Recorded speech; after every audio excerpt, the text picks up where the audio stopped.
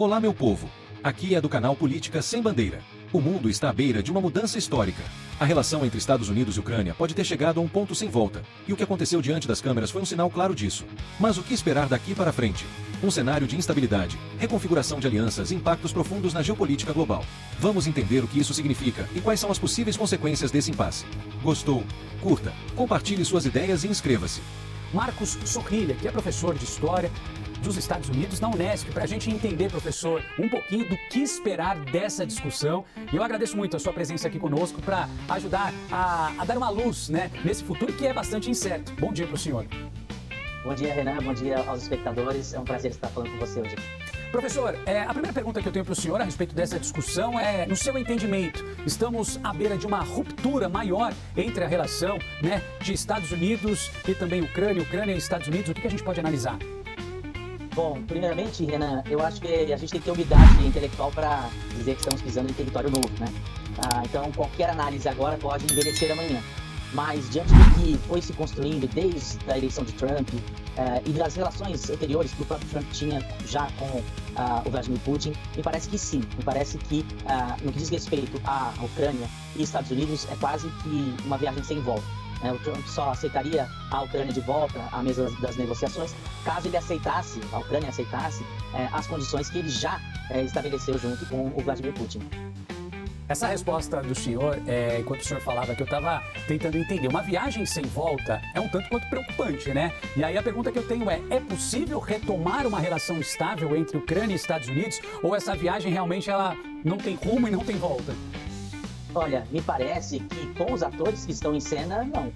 Evidentemente que a história muda constantemente, né? A gente lembra de acordos que foram firmados com a Rússia, Estados Unidos e Ucrânia, quando os russos eram aliados dos Estados Unidos após o final da Guerra Fria. E, no entanto, a ascensão de Putin fez com que isso fosse completamente revisto. Então, me parece que com os atores que estão aí, com o Zelensky, o Trump, não seria possível um retorno, pelo menos dentro daquilo que o Zelensky e a Europa consideram como justos, né?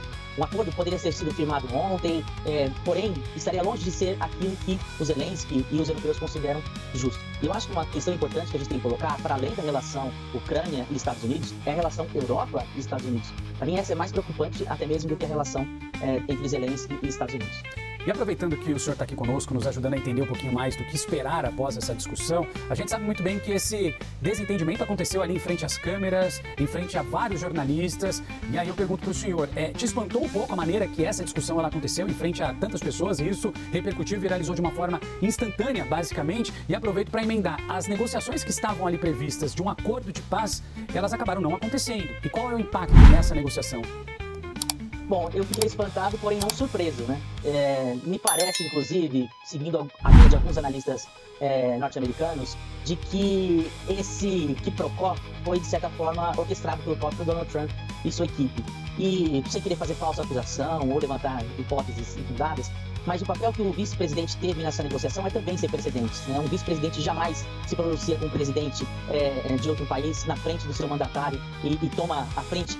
Pelo menos não ali. Quando as portas estão fechadas, a gente sabe que o Biden tinha uma importância nas negociações que o Obama fazia, mas ali, no Salão Oval, é algo bastante difícil de acontecer. Então me parece que o Trump e a sua equipe têm uma interpretação dessa nova geopolítica do mundo, e aqui é importante a gente dizer, uma das poucas coisas que estão claras é que os acordos feitos pós-Segunda Guerra Mundial, que estabeleceram a Pax Americana, o sistema internacional como a gente conhece, ontem foi praticamente o fim desse sistema. Porque a visão do Trump e da equipe dele é de que o único inimigo que eles possuem é a China. E eles desejam deixar, então, a Rússia por conta da Europa. Nesse sentido, me parecia que o Trump já tinha uma ideia mais ou menos estabelecida de um acordo para sair dessa guerra, né, dando vantagens ao Vladimir Putin, mas que sofreu algumas resistências por parte dos governantes europeus. A partir do momento em que ele traz o Zelensky para o Salão Oval e estabelece esse desconforto, né, ele passa a tornar justificável o que ele já vinha dizendo há pelo menos uma semana, de que era impossível fazer acordo com o Zelensky, né, e passa então a voltar apenas para o Putin dentro das cadeiras dessa negociação. Professor Marcos, a última pergunta que eu tenho para o senhor, só para a gente finalizar, o que esperar daqui para frente? Agora, a gente tem um futuro aí muito incerto. quando a gente fala, a pergunta que eu faço é, o que esperar daqui para frente com relação às negociações de paz, com relação ao agravamento da guerra e com relação, sobretudo, à geopolítica mundial, né? A gente está falando de algo que pode impactar diretamente as relações comerciais de vários países. Não, sem dúvida. E não quero estragar o carnaval de ninguém com previsões apocalípticas, qualquer coisa do tipo. Mas a curto prazo, a gente depende do que vai acontecer amanhã numa reunião entre os países europeus e o Volodymyr Zelensky. Imediatamente após o ocorrido, os principais líderes da Europa foram ao Twitter, né, e outras redes sociais, para manifestar apoio ao Zelensky. Uma coisa que tem ficado bastante claro para os europeus é que a partir de agora os Estados Unidos não é mais um aliado confiável e que eles precisam construir a sua própria maneira de se defender e estabelecer uma política de segurança para a União Europeia, que até agora era bastante dependente da OTAN. Então a gente vê manifestações como a do próprio Macron e do novo primeiro-ministro da Alemanha, né, o Merz, que ainda não assumiu, da necessidade de se criar um fundo para a proteção da União Europeia e também para a proteção dos próprios países. Então a curto prazo a gente depende de como será essa reunião amanhã, mas a longo prazo que a gente pode pelo menos vislumbrar é um aumento nos gastos militares por parte da Europa e um afastamento dessa ordem em que os Estados Unidos era protagonista das relações internacionais e da defesa das democracias do Ocidente. E aqui é bastante interessante que a gente conclui alguma coisa que eu não vi muitas pessoas dizendo, e se me permitem o tempo.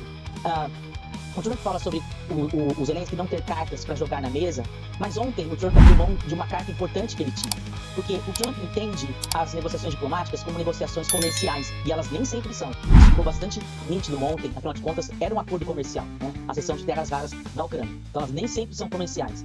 E a partir do momento, então, que ele sinaliza para a Europa que ele não vai mais ser o criador da ordem internacional, ele também perde poder nas negociações, uma vez que a Europa parte para as negociações sabendo que não podem mais contar com os Estados Unidos. Então, ontem, a gente pode dizer que foi um grande dia para Vladimir Putin, foi um péssimo dia para a Ucrânia e para a paz, e para o Trump também não foi um dia tão legal assim. Tá certo, conversamos com o professor Marco Sorrilha, que é professor de História dos Estados Unidos na Unesp. Agradeço a gentileza de estar aqui conosco, professor. Um ótimo dia. Ótimo dia para vocês. Obrigado.